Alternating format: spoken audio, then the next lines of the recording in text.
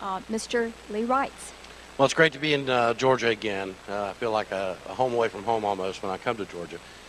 I want to tell you about two exciting things that make Georgia a first for this campaign. First of all is I hope all of you, or many of you, have seen our first campaign ad that we have generated.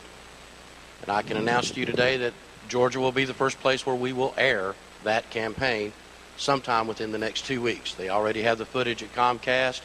It's just a matter of some technicalities, and they need my signature for something. So sometime within the next 2 weeks, the first Libertarian presidential ads will be aired right here in Georgia. Second of all, we just 2 days ago started our project, this Million Vote March, which I'm very proud of. And so far, all the other candidates here on the stage, I haven't spoken to the governor yet, but we're all on board for this Million Vote March. The great thing about this march, don't have to give up your favorite desserts, don't have to go down to City Hall, you can drink a beer the day before you go. You just march down to the polling place on November the 6th and vote for a Libertarian. Let's have 1 million votes this year for a Libertarian candidate for the first time. I'm going to tell you the next two questions I'm going to ask so that you won't include the second one in your first one. The next two questions are going to be, tell us about your journey to libertarianism. Why is libertarianism important? Why and when did you join the Libertarian Party?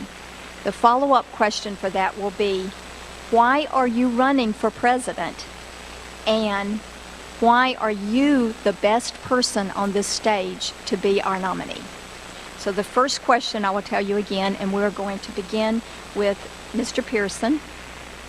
Tell us about your journey to libertarianism. How did you become a libertarian? Why do you think libertarianism is important?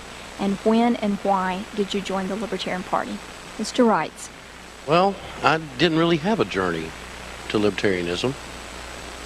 I was the product of a libertarian father. My dad never heard of the word libertarianism. I'm not sure my dad's even ever voted. But he raised a libertarian.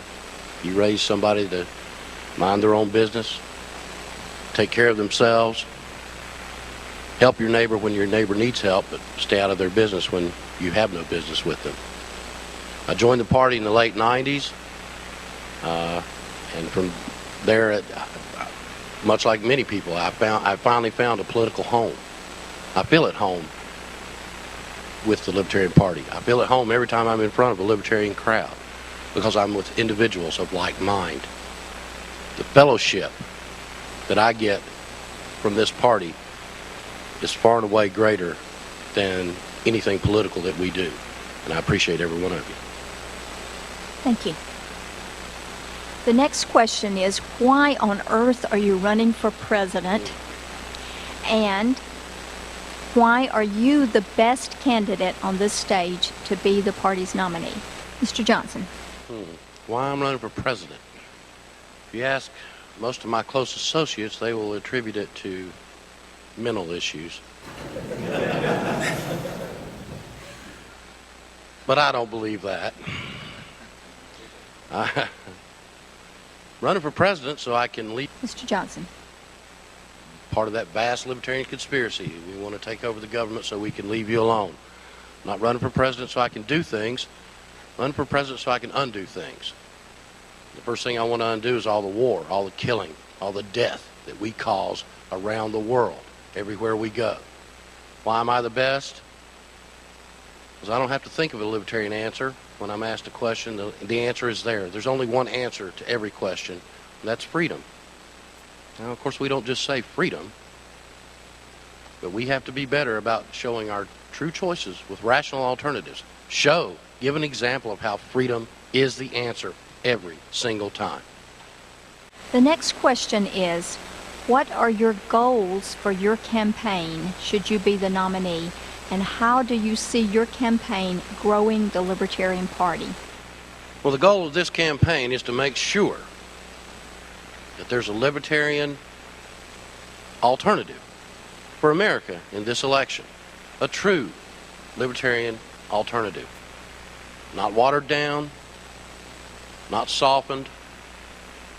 A proud libertarian message in where we embrace ourselves and what we're about.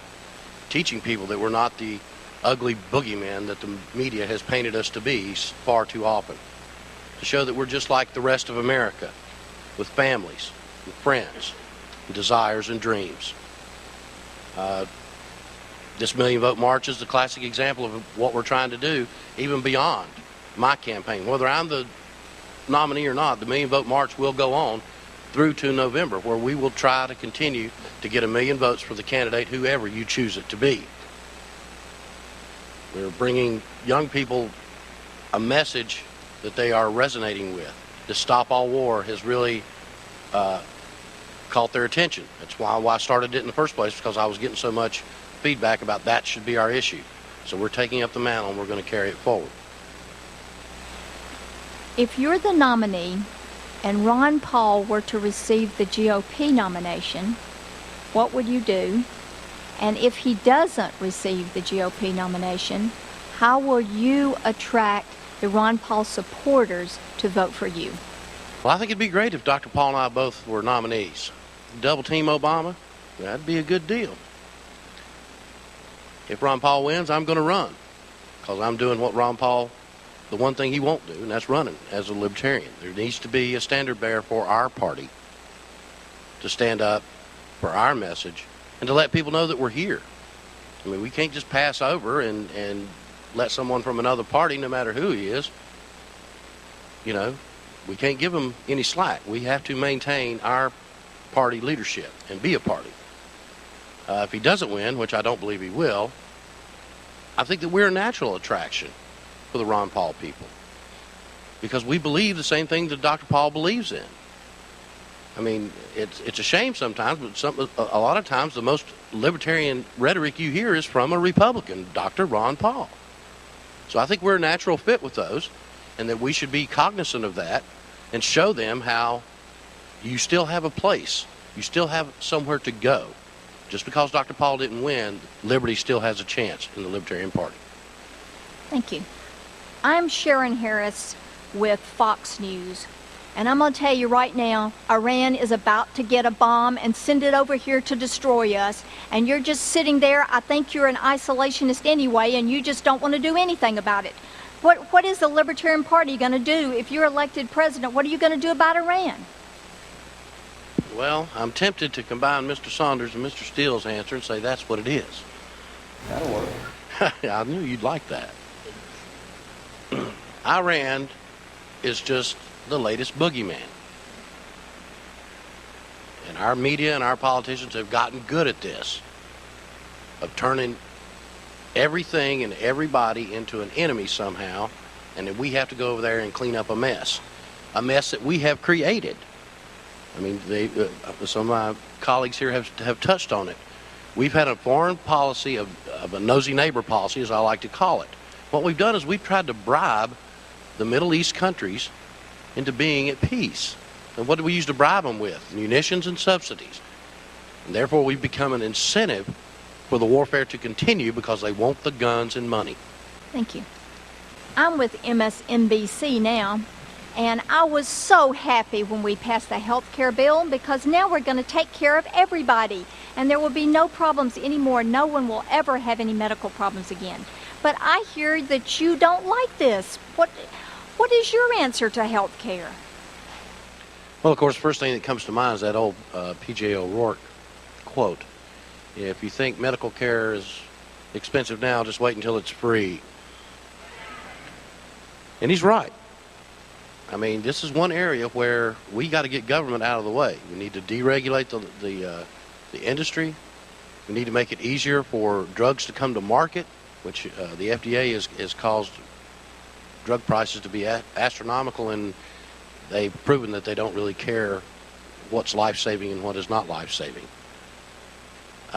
Folks, the government can't protect you when you're a healthy, able-bodied person at the mall. Why in the world would anybody want that entity to be in charge of taking care of you when you're sick and can't take care of yourselves? Just doesn't make sense. This is one area we need to return back to the people. Put the healthcare decisions in the hands of doctor and patient and no one else. No bureaucrats, no politicians. We need to get government out of the way. That's the answer. Thank you. MSNBC is back again. And you know what? guns kill people. And I'm going to tell you, we need to get rid of all guns. What do you think about that? Well, with all due respect to our reporter, I have to agree with Mr. Saunders. Guns don't kill people. People do. You know, blaming guns for the death is like blaming your pencil for misspelled words. You know, it just doesn't make any sense. The Founding Fathers knew what they were doing when they wrote the Constitution and the Bill of Rights. Now, I've often said the only mistake that they made was they made the wrong amendment first. That the Second Amendment should be the first. Because without the Second Amendment, without the right to defend ourselves, particularly against government, all the other rights will go away because you become easy prey. Guns don't kill people. Guns save lives. Sean Hannity here. He ain't never looked that good. We have got to defend the family. We have got to defend the family, and that means a man and a woman being married and having children together. And you libertarians, I just don't think you believe in families at all. Just admit to what you believe about marriage and the role of government in marriage. No government agency, no bureaucrat, nobody in this room, my mama, ain't going to tell me who I can love, who I can spend my life with, who I'm going to fall in love with.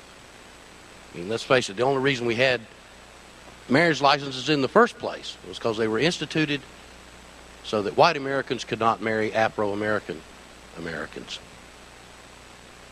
You think George Washington and Martha had a marriage license? Anybody? Of course not. They wouldn't even have thought of that government had a right to say whether you could get married or not. There's just no place in government at all for it. Thank you. I know for sure that libertarians, all they really want to do is just go around and smoke pot or get high on something. And I just want you to just explain how on earth you want our children to get hooked on drugs. Well, once again, the media shows its ignorance of libertarian policy. Libertarians are against the drug war, but it's not about being for drug use. It's about being against death, and the death that is caused by this drug war. Yeah, people are killing themselves. They're not killing themselves over the drugs, and the drugs are not killing the people that are using them. They're killing each other over the vast amounts of money that they can make because we've regulated something and created this huge black market. I'm reminded of the days of Prohibition. There was no mafia in this country the way we know it today before they prohibited alcohol.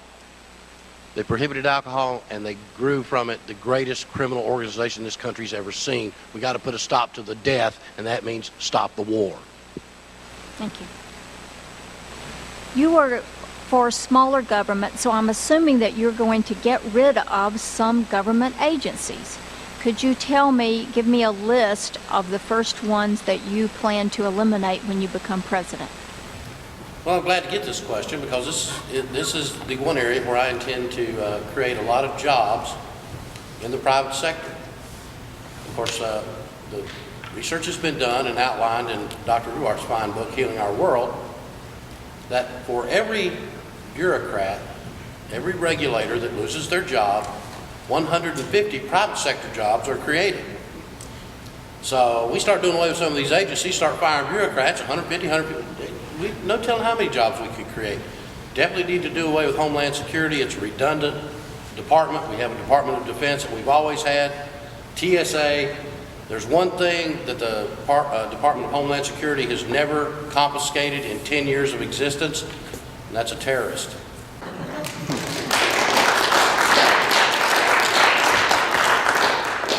Wolf Blitzer here from CNN. And I was a moderator on one of these Republican debates, and Ron Paul said that he would just eliminate the IRS and eliminate the income tax and replace it with nothing. Is that what you would do? Well, it sounds good for us to sit up here and say, yeah, I'd do away with the income tax. Yeah, I would do away with the IRS. When in actuality, the president can't do that. Those are entities and powers that are relegated to Congress. What a president can do is encourage legislation, encourage Congress to do things. Yeah, we should do away with the income tax and replace it with nothing. Like Thomas Sowell says, when you put out a fire, what do you replace it with? The government has no right to the money that you make, to the sweat of your brow. The fruits of your labor do not belong to any government agency, and yet they act like that they own, that they are owed somehow, that they have a right to a certain percentage of what you bring home. They do not. And they knew they didn't. That's why they had to implement the 16th Amendment in order to allow them to take the money in the first place. They've given themselves permission to be thieves, and we need to put a stop to it. Thank you. I'm Barack Obama, and I'm a civil libertarian, and I ran against George W. Bush, who started all these things like the Patriot Act and all of these things, and I decided to make them even stronger when I got elected president. So what are you going to do about terrorism? How are you going to keep us from having terrorism taking over the country? Well, Mr. Saunders hit it pretty well when he said that terrorism is not going to go away. And he's right, it's not.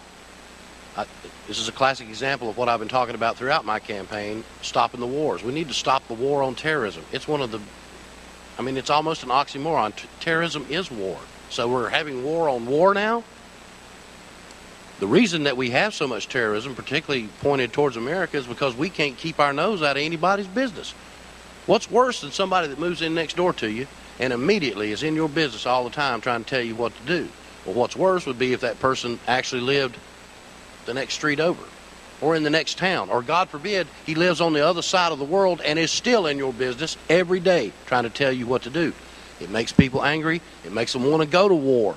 So we stop giving them a reason to want to go to war with us. Now I'm the governor of Arizona, and I had the perfect solution to immigration, and we've got this great law in Arizona. What do you think about that, and what would you do if you were in charge of the border? Well, immigration is a good place where we can see once again how government has created a greater problem than we had before. Saw Stossel report on this several months ago. If you're a PhD from India, you want to immigrate to the United States, it takes you between 5 and 7 years to become a citizen, a reasonable amount of time. If you're south of the border and you're a migrant worker, it takes you 131 years to go through the process. That's why you have an immigration problem. You have made a law that is impossible for people to follow. So quite naturally, it has become easier to swim the Rio Grande than to climb Mount Bureaucracy. You make laws that are impossible to follow, people won't follow them. The baby boomers are retiring now, and we're seeing even more problems. It's becoming obvious that Social Security is going broke. What are we going to do with it about Social Security, Mr. Wrights? Well, this is one of the biggest problems that we have in the country now. If we took the federal budget, took everything out of it, literally everything out of it except for the military, Social Security, and Medicare, we'd still be going into debt. That's how big those three are. We've taken on a project, once again, that's too big even for our government to handle. Now, we're libertarians, and we believe in the power of contracts. It's my position that that's exactly what the government has done with our senior citizens. They have, in essence, made a contract with each one of them individually to return their money to them as they get older. I think we need to honor those contracts, the ones that we have made. What we need to do to start solving this problem is stop making new contracts with young people that are just getting into the workforce and lying to them and telling them that when they're 65, the money's going to be there when we know they're not. Stop lying to people. Let them keep their money and plan for their own retirements and get government out of the way. Thank you. The next question you will have 1 minute to answer, and that is each candidate can tell us what their big issues will be if they're the nominee. What issue would you emphasize the most, 1 or 2 or 3 issues, and give your position on that issue? Well, true to what I've said throughout my campaign, the first thing I would do once elected president is declare peace. Notify the American people and the rest of the world, America's going to be at peace.